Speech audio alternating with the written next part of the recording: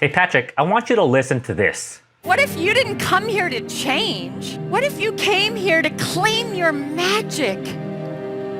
To step into your power and to shine your beautiful light on this world. It doesn't matter what you're sitting today.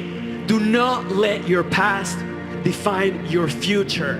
Yes, you can. Tell me, what's your most destructive or limiting belief? I cannot be everything that I want to be because I am a girl. What's the truth? I can do anything. Give her a hand for that, ladies and gentlemen.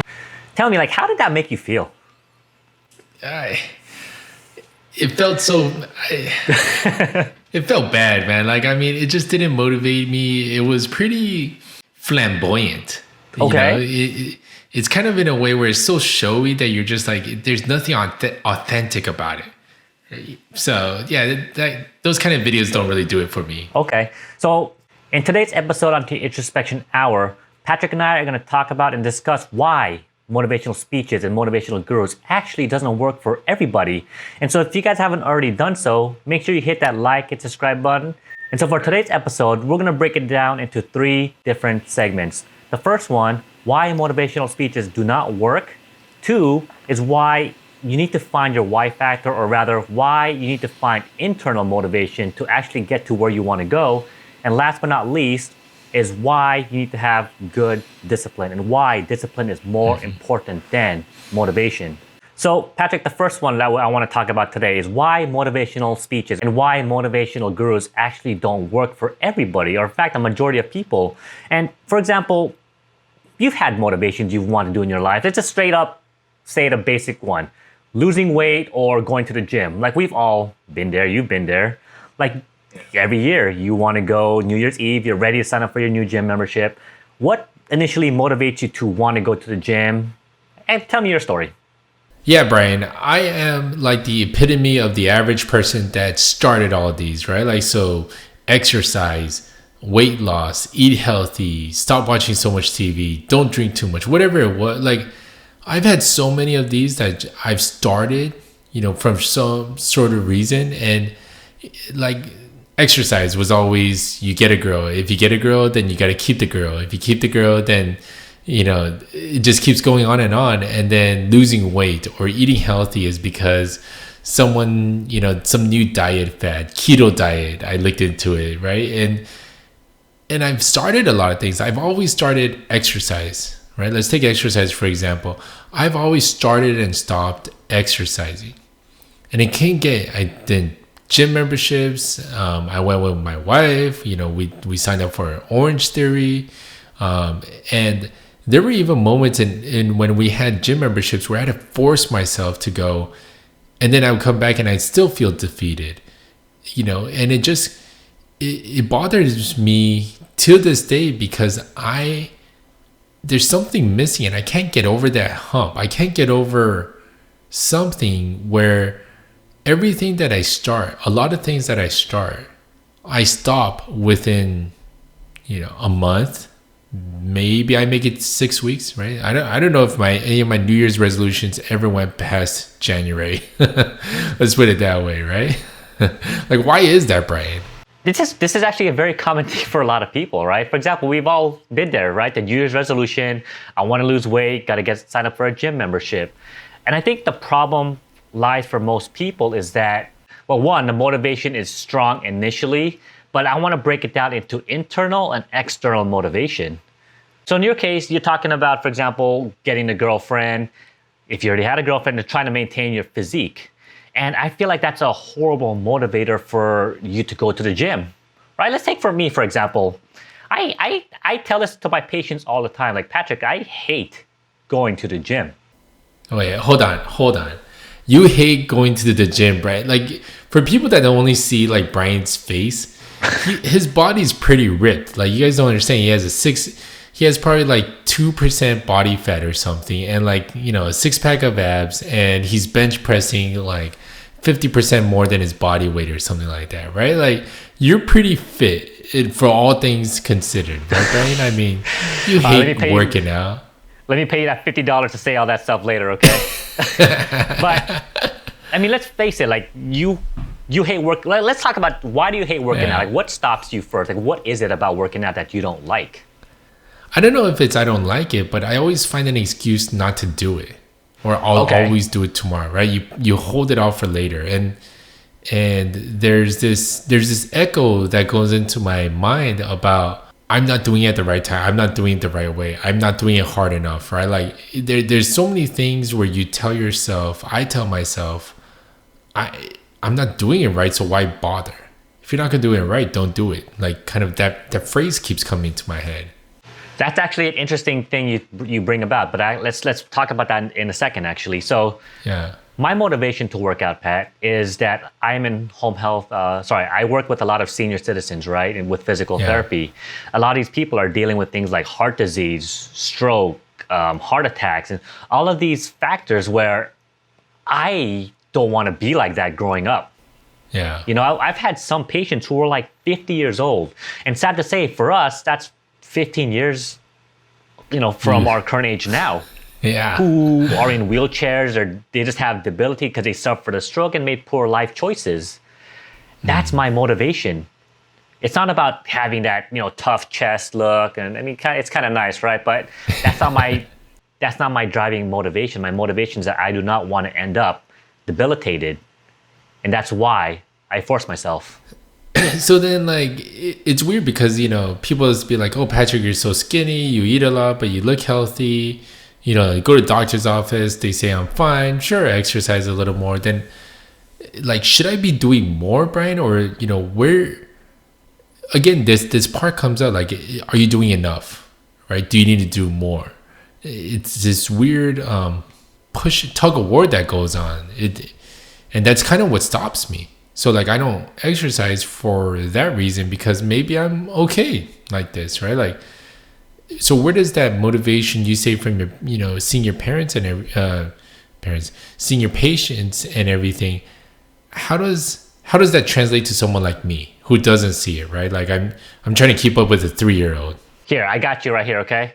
So without going into the, you know, a whole topic on exercise and why we should be exercising, it's pretty obvious. But for example, if you're not going to do it for yourself, Pat, do Yeah. it for Ella, okay? And what I mean Yeah. by that is that a lot of the times when we get older, like you're fortunate that your parents did not have to end up in a nursing home. They don't have to end up in an adult family home, which is where someone else is taking care of you, where they're literally wiping your butt and making sure you're clean. So if you're not going to do it for yourself, do it for your daughter. And what I mean by that is, imagine when you're in your senior age, when you're 70 or 80, and Ella is maybe in her 40s or 50s. Think about how that's going to affect her lifestyle, knowing that she's got to worry about and take care of you. Yeah. Does that make sense? I see what you're saying, and the motivation might be there, right? Like sleeping early and not binge watching Netflix like every other day. Like the motivations are there. Oh, I gotta do it so that I can get more time, wake up early so that I can, you know, do a blog post, do videos with you, and still fit in work and stuff like that. And Ella is a good motivator, you know, or even my daughters now. But yeah, Brian, so like I have certain motivations, but then, you know, we saw like in the video and then we were starting to talk about this, like those motivational speeches about, you know, making yourself a better person and all that. They don't work, or I don't know if motivation is the right way to look at this, right? I mean, help me out here. What am I missing? Let me just clarify, Pat. Like, I'm not going to say that this doesn't work. It does have its meaning, right? It does have its value because let's face it, the motivational industry is in the billions. They make a ridiculous amount of money, primarily because of people like me. Actually, I'm not going to lie. People who are just lost, they're depressed, we don't know what to do with our lives. So we need that external motivator to push us. And 2 years ago, Pat, when I was in my darkest, like my deepest point in my life, I listened to these type of things every single morning to just help me get out of bed. Wow. And I know this has never really affected you, but for someone like me, it really, really meant a lot. I needed someone to tell me that I was good enough. I needed someone to tell me that I could do the things that I want to do as long as I put the effort, I put in the work, I put in the time. But that's all great and all, but the problem where therein lies is that you get addicted to just listening to someone tell you. There's a difference between having the internal motivation, which is what I want to do, or which is what we want to get around talking about next, the internal motivation versus the external motivation. So, for example, all of these Tony Robbins seminars, and obviously Tony Robbins is a fantastic person, but he is an external motivator, where he's telling people that, you just have to believe. I'm just being as broad as possible, but believe in yourself. Life is done for you, not to you, right? All of these like sound bites are great, but the biggest motivator is it's within.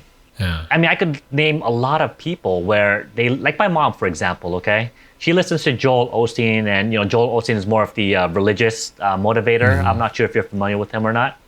Yeah, a little bit. You are. So, like, I've never really listened to him, to be honest, so I'm not going to quote him too much. But my mom listens to him to get that motivation. But when I asked my mom, like, hey, Mom, so are you doing the things that he's telling you to do? Sadly to say, she's like, no, I'm not. So then this internal motivation that you speak of and how you broke out of that, realizing that those videos, those sayings were helping you move a little bit, but you said it wasn't enough. Like, what exactly is this internal motivation that we could relate to? Because I'll be honest, I'm still looking for that internal motivation to exercise. Like 30 some odd years, it's, still a failure. Again, you have to find that internal motivation. There's a very famous quote written by or said by Friedrich Nietzsche, and it goes something like this, Pat. It's like, for any person who has a why, you will find your how. And this is the same thing with internal motivation. Why do you want to work out? Why do you need to go to the gym at New Year's Eve? For most people, it's externally motivated or superficially motivated. People go to the gym is because they want to lose weight. They want to go to the beach in July and August looking good. But the problem is that that's not strong enough for most people. Does that make sense? Yeah. It's interesting the way that you bring it up in terms of, for others, right? Like the superficial external motivators. Because there's a lot of things that we do that are driven by that superficial motivation, right? As an external motivator, more so than just having someone say you're a good person, go do something, right? Like that sort of works, but then like the shaming aspect from a superficial social media sense, it becomes a motivator to a certain point, but it's not lasting. It just kind of reinforces how much of a failure you are, because can you you never measure up. Like you never measure up. Yeah. So can you explain actually? Yeah. Sorry, man. So no, it's fine. It's like, the Tony Robbins, the motivational gurus, they try to help you in one sense to get you moving, right? And then what you pointed out is great. And the internal motivation, that not only helps you get moving, but it helps you sustain it. But what you also highlighted was that there's superficial motivation from the external pressures of life. I want to look better. I want to look good for an Instagram photo, to get to go viral and things like that. I need to look baller, right? Like I need to look perfect hair and things like that. All of those are superficial motivators where we're never going to measure up. I'm never going to be on the cover of GQ magazine, right? But I'm going to try my darnest to look like some guy that's going to be on the cover of GQ magazine. So that superficial motivation, I think, exists. And I'll admit it, like that's driven me to do certain things, right? Like buy certain clothes or things like that. Although my wife is my stylist and I get a lot of good compliments. But why do most people do things? Is because they want to be viral. Right? Like that's an external motivator that's superficially driven. It means nothing in our lives. Correct. But let's break that. Sorry. Let's break it down even further. What does it mean to go viral? Why do we need these likes, these clicks? It feels like it's the affirmation bias.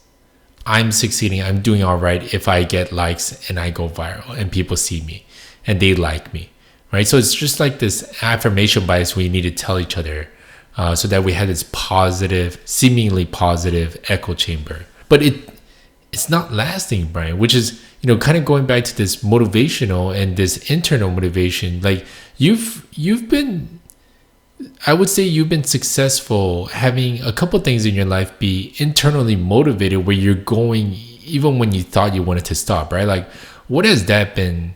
Like explain that to kind of everyone listening in, how you did that. What did you go through? Because you have more of that than I do. So Patrick, there's only two or three instances in my life where I could say I've actually quit. Okay, because the motivation wasn't there. The first one was back in college when I was rushing for a fraternity, where I basically quit at the 90 percentile period, where if I just stayed like 1 or 2 more weeks, I would have, well, not graduate, but I would have crossed over and be a full-time, gosh, I forget the terminologies, but a full-time member of this fraternity. I quit because my motivation to find brotherhood was not in this particular fraternity. I realized this is stupid. Like they don't care about me actually. It just seems like it didn't feel like I was valued. Let's put it that way. Okay. The second time I ever quit in my life was when I tried to go to DO school, or Doctor of Osteopathic Medicine, after I already attained my physical therapy degree.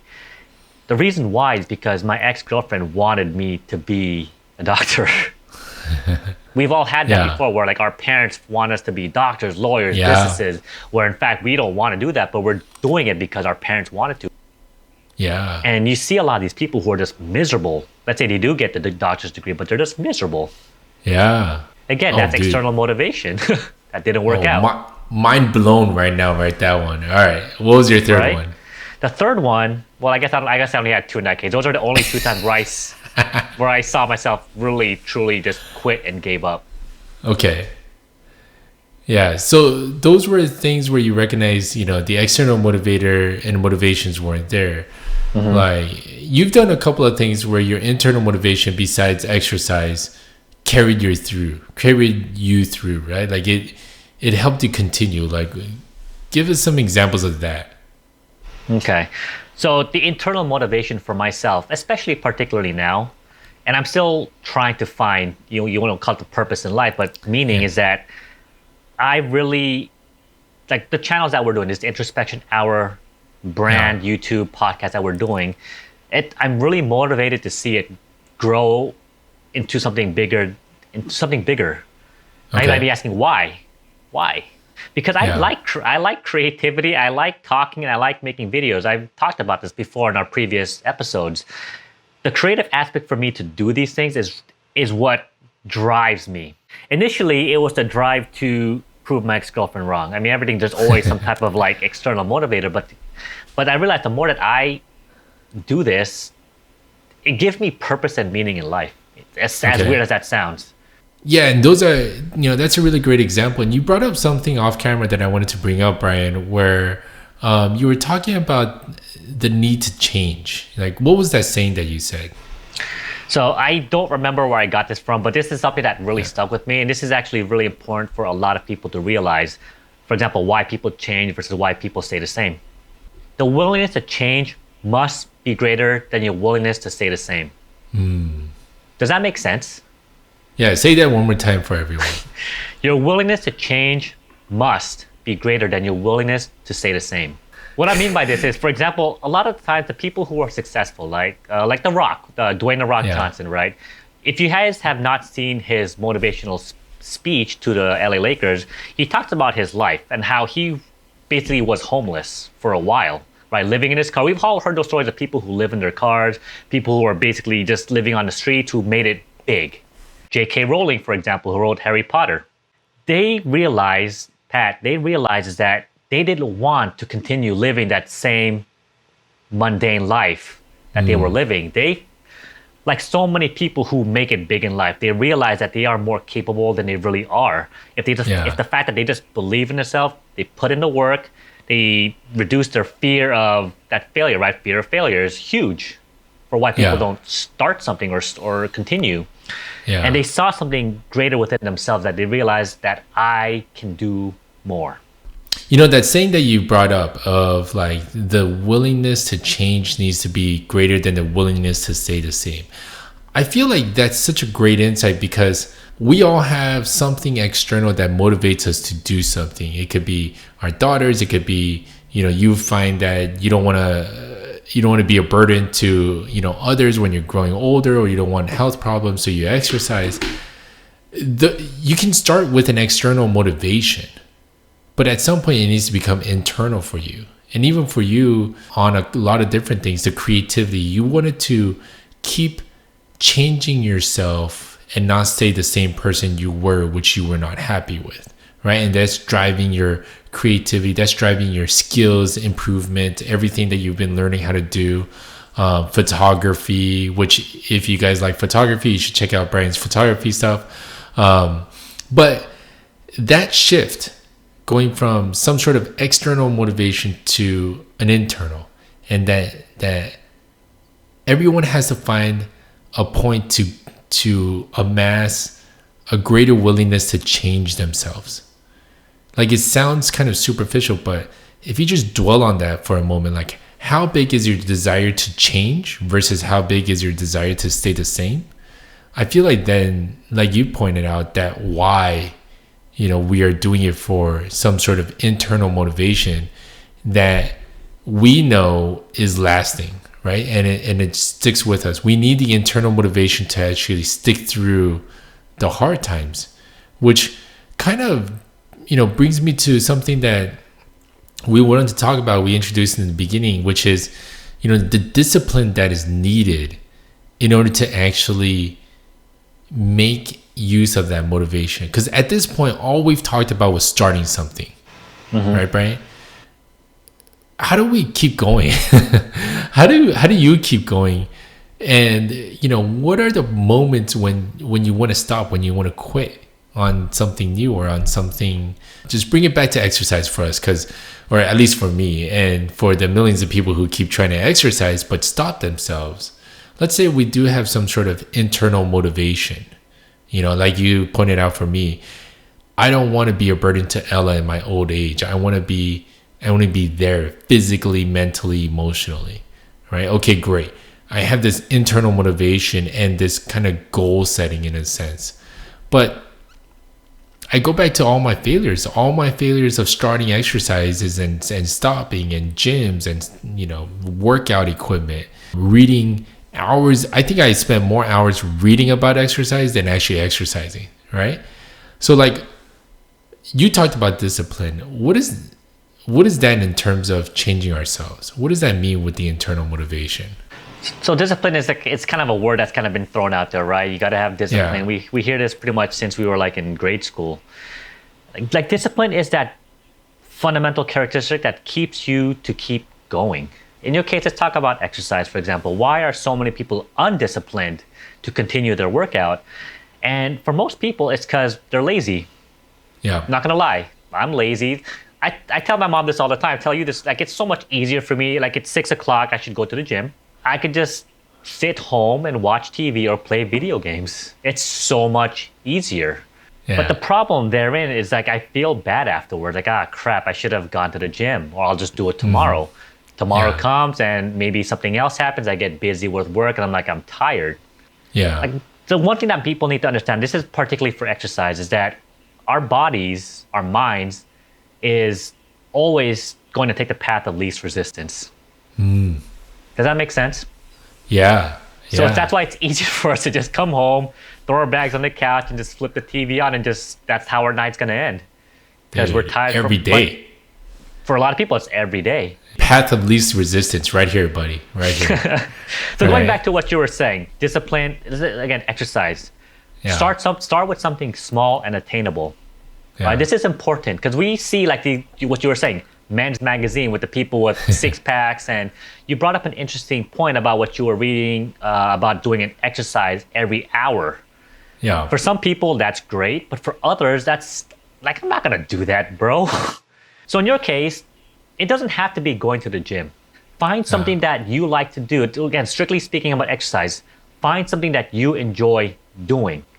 It may be basketball, maybe yoga, maybe just riding a bike, maybe just walking your dog. You got to find some small thing that you could at least attain. Yeah. And once you do, you realize like, wow, I can do this. That's the one other biggest thing, Pat, is you have to see your results. So the problem with a lot of people setting goals, Pat, is that they set goals that are too unattainable, right? Okay. I want to make $1 million. Well, okay, that's great, right? We're all, let's go back. A lot of us are very driven externally by money. We want to make a lot of money. But why, Patrick? The biggest question is why? Yeah. Right? So I'm going to go back to number 2, for example. Yeah. Why do people want to make money?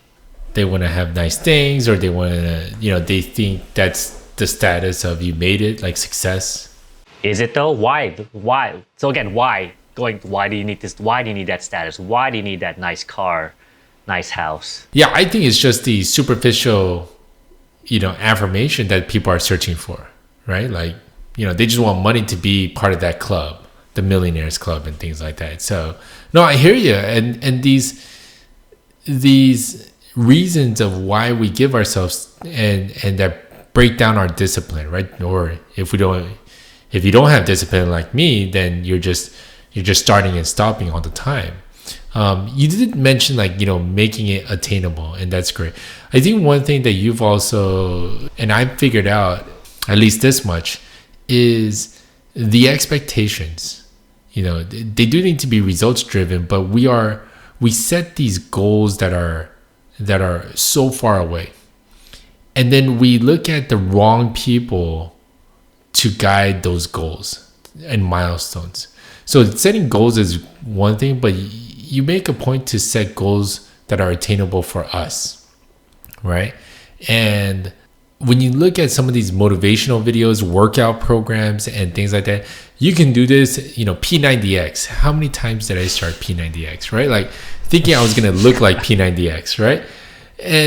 And the thing is that all these things are geared towards making you think that you could do something, but it's not meant for you. And it does go back to what you're pointing out, which is, why are you doing that? So if my goal is to be able to play with Ella at a long age, I don't care what I look like. I care about more what I can do. What are my flexibility? What is my adaptability to different things and whatnot? But, it could be like your creativity thing, your motivation to just keep moving, changing and growing yourself is enough for you to try new things, to try new adventures, new entrepreneurial stuff. And that brings me to a really great point that I think kind of makes sense. We shouldn't set goals that are, even if you're internally motivated, your goals shouldn't be externally driven. Mm-hmm. Is that making sense? Like Perfectly makes sense. You need to make goals for yourself, and you need to do it in a way that works for you, right? Forge your own path in one sense. That's one thing that I am getting out of a lot of this discussion is I shouldn't care if I'm on the same path as the other people who are in the program or whatever whatever they're doing, whatever their status is, how much money they make. The moment, and we hear some of these motivational speakers point this out, which they're absolutely right. Stop doing things for other people, right? Stop living for other people. It's taking a while to actually accept that. Do you know what I mean, Brian? Like, I feel like we have been raised to live for other people, for your parents to see you get a good job, for your girlfriend or your wife or significant other, your partner, like for people you want to impress. We're raised in a society that says, do this for someone else to get affirmation. It's funny you bring this up, actually, because this is exactly what you're talking. This is results driven, right? Ever since we were in kindergarten, we wanted to be good, so we get that star sticker on our name. We study hard. I mean, a lot of us study so we can get that A. It's not really so much to learn the information, it's to get that A, so that we could show it to our parents or we could show it out to our friends. Like, hey, look, I'm a straight A student. Even people who go to good Ivy League schools. This is going to be weird for, I don't know if you've ever had this done to you before, but a lot of Chinese people, for example, the first thing they'll ask you is, where did you go to school? Yeah. You didn't go to Harvard. Okay, just don't talk to me. I'm serious. This is actually really true. Because, in their culture, status is important. So, and I do want to bring this up actually before you, I'm gonna let you continue. But the one thing I want to mention, Patrick, is like, don't tie your emotions to your results, right? At least right away. Like, for example, you and I, we've been doing this podcast this is like our 12th or 13th episode now, right? We're not exactly where we want to be yet, but it's okay. Like, I've tried my best not to tie our view count and subscriber count into how it's going to affect how we continue to produce podcasts and produce videos. Because if we start to do that, where we start to base our results, our actions based on how many views, we're going to start changing the way we do things based on the results that we're getting. Does that make sense? Yeah, it totally does. And yeah, like, because our motivation for this is to put, really some positive content out there on the interwebs, right? The internet, and also to make it in a way where we feel we are authentic with everyone out there. So in the beginning, or even now, or even later on, if we still feel there's a need to do it, we're going to do it regardless of how great our metrics are, right? But you make a really great point. Don't tie your emotions to the results, no matter where you are. And that applies in business, that applies in life, that applies in motivating yourself to do something new. Goals are great, but I think that's why I made the point. Your goals should not be externally driven at all. You got to set your own goals.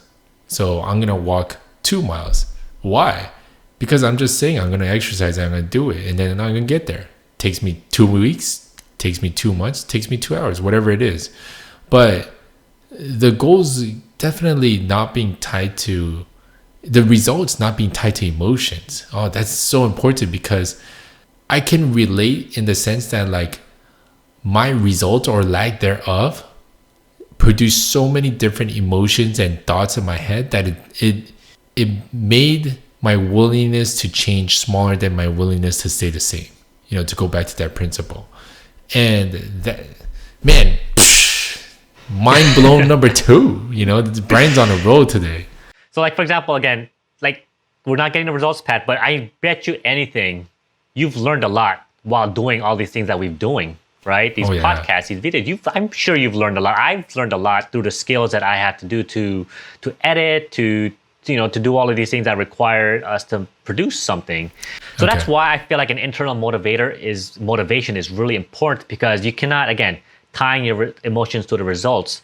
And for those of you who are looking to try and start something, or who want to be an entrepreneur or start a new exercise program, understand that you may not get the results right away, and that's okay, right? You have to understand that is okay, but you're going to learn a lot of cool stuff along the way. Yeah, and that really makes sense, especially you can translate it to multiple parts in your life. In business, that's your organization or your company's values, right? Individually, that's even our own ethics and values that come into play, and our work ethic that comes into play. So bringing all those and understanding that about yourself is so important. But, if there's anything that you've gotten from these, is if you are starting something that is externally motivated, you need to start asking yourself if there's an internal motivating factor that's stronger than that external motivation and stronger than your willingness to stay the same. And if it's there, you're on a really good track. If not, then just search for that. From there, if you can, you need to just continue on and use that in your decision, so that you don't tie your results to emotions. You don't tie your goals to external factors, right? So it's one thing to have an internal motivator, but if your goal is to make someone else happy, it's not going to work. And I think that's why we wanted to, not only bring this up in our episode today, but point it out. There's a lot of great stuff out there, but at the same time, we all need to start doing things for ourselves, but have a purpose where our impact is going to be felt positively by others. And so if you like that, make sure you hit subscribe, make sure you like and comment on our videos, and we'll see you next week on the Introspection Hour with Brian and Patrick. See you guys.